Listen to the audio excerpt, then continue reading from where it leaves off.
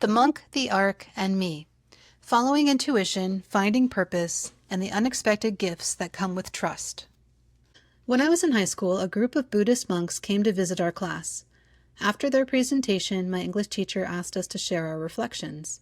I remember feeling deeply moved by their peaceful energy. My response?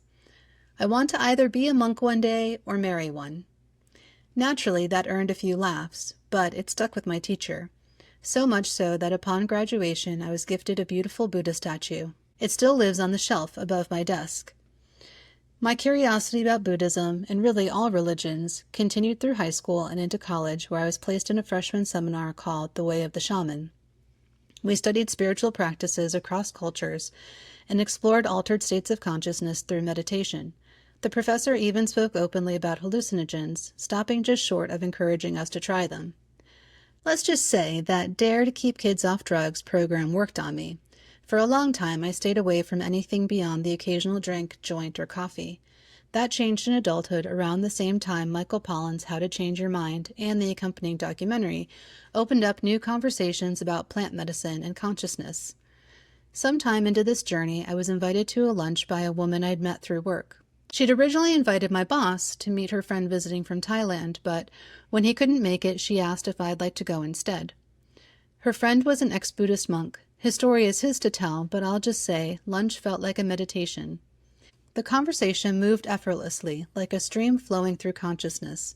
We talked about his journey, my path, karma, which he described as simple cause and effect, dreams, the Dalai Lama, reincarnation. At that point, my most profound meditations had come with the aid of plant medicine, but that detail didn't feel necessary. We were speaking the same language. After lunch, he reached out to continue our conversation over Zoom. And so began a series of early mornings for me, late nights for him, rich, soul-stirring talks. During this time, I began cultivating a deep, self-guided meditation practice. Without fanfare, messages started coming to me, clear, direct guidance I hadn't accessed before. One conversation stands out above the rest. I told him I had never been a person with specific goals. I couldn't tell you what I wanted to be when I grew up. I fell into my college major. I fell into my career. I fell into my marriage. The only decision that ever felt wholly mine was the choice to become a mother. I always thought this meant something was wrong with me, but in one sentence he reframed everything. No, Sarah, you've always been exactly where you were supposed to be. You let your intuition guide you. That line cracked something open in me. From that day forward, I stopped resisting the path that had already been unfolding.